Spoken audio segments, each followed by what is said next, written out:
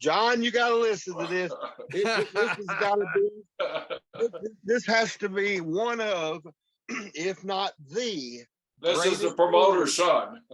Yeah, the greatest rib in the history of professional wrestling. Are you ready? Absolutely. We and I got a little push getting over in Florida a little bit, best I knew how, and this and that, kind of a mid-card, upper mid-card. And Mike and me we didn't get along, and don't know why, didn't care to know why. But anyway, we're in Lakeland, Florida. I'll never forget this night till they bury me. Nice, big arena, thousands of people, big house. All right, a battle royal at the end.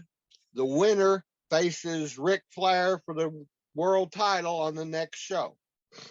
And it's a pole battle royal. Whoever can go up the pole and get the gimmick is the winner of the battle royal. Faces Flair. All right. Back in the dressing room. Now, Dory Funk Jr. had just come in, hadn't been there 2 or 3 weeks, and replaced J.J. Dillon as the booker. So, got to finish the battle royal. Everybody together gave finishes. And Mike is going up the pole and win the battle royal. So, okay. Now, a little bit later, Jack and Jerry holler at me. Hey, come here. I'm like, wow, what do they want? Jack and Jerry Brisco wants to talk to Eric Embry? Cool. And we get over there, and they said, Jack says, it'd be funny if that little shit couldn't make it up that pole. I'm like, what are you talking about? So he explains in more younger person details to me. And he said, if you put some oil on you and you climbed up that pole first and rubbed that oil on that pole, you might have trouble getting up it. I said, yeah, I don't know. I said, and I told Jack or Jerry, I told him, I said, I'd have to have an alibi. Because, if I get caught doing something like this, I'm history, And Jack said, alibi? Jerry and me both going to beat the shit out of you if you don't do it. That's all alibi I need. So Jack had, I think it might have been Marlboro, whatever he was smoking. Marlboro, Marlboro man. Yeah, the cellophane package off the bottom. I said, give me this. He gave that to me. I got my bottle of baby oil, squirt, twisted it all up. Jack or Jerry, one of them got a little piece of tape, helped me tape it. Oh, okay. I can get it in my mouth. It's okay. We got to play it. Jack and Jerry's going to keep everybody away from the pole at the start of the battle royal. And they do. I come flying across the ring, corner to corner, right up the ropes and jump, grab the pole, and I spit the gimmick out in my hand.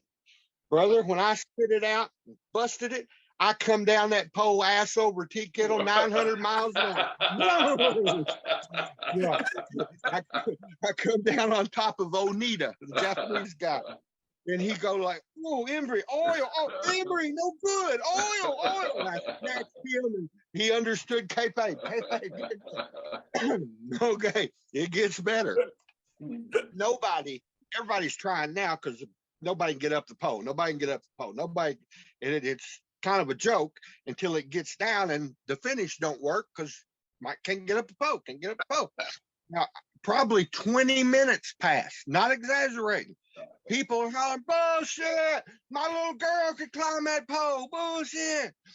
And Funk Jr. is pulling what little Harry has out in the back. He's like, God, what are we going to do? And Jerry or Jack come up with the idea and give Jerry a T-shirt. And Jerry takes the T-shirt down to the ring, gives it to Mike. They do a spot. There's only 3 of them left, do a spot. He tries to climb the pole with the T-shirt, looks stupider than he tried without it. And Mike's forearms are like Popeyes at this time. People are getting up, leaving. The arena is leaving. And another 5-10 minutes. I mean, long time goes by. Junior is having a heart attack in the back. And then Jerry and Jack end up going down to the ring, climbing up on the turnbuckle, helping Mike get up on the shoulders and win. And I swear to you, over half the arena had already said bullshit and left. Mike comes back in the dressing room, taking his tape off, throwing stuff. Most embarrassing effing night of my life. It's the most embarrassing effing night of my life. I'm still over going, hee hee, and I caused it. Oh, that's oh boy, that was So good. Jerry, did people not realize that the pole had been greased? After a while they did, because nobody could get up it, and it was shiny where they were there. But Eric did it just perfectly. He went up, just a little bit, where if you were able to get up above where the oil is, it was clean and you could do it there. But Jack and I started thinking on that after it was over. And Jack being the man that he is, me being the coward that I am, I said, I'm not going to do it. Jack went out in Lakeland at the phone bank there. Back then, there's no cell phone. There was a big, long phone bank there.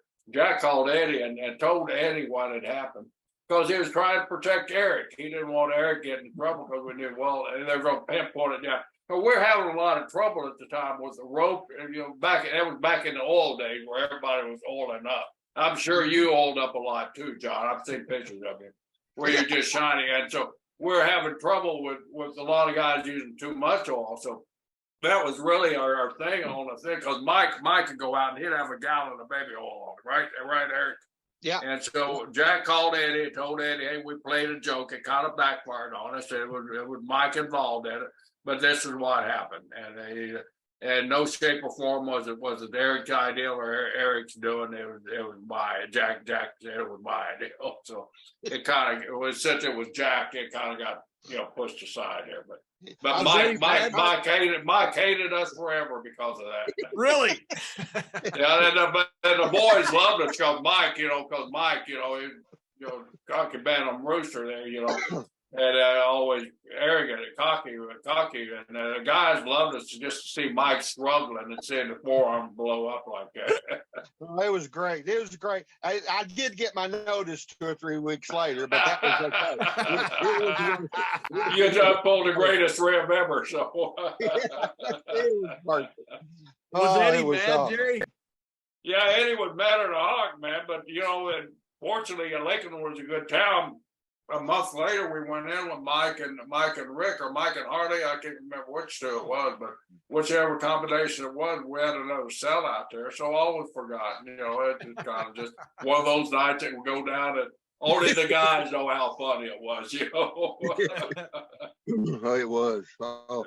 Well, Hey, Eric, when did the boys start figuring out the pole was greased?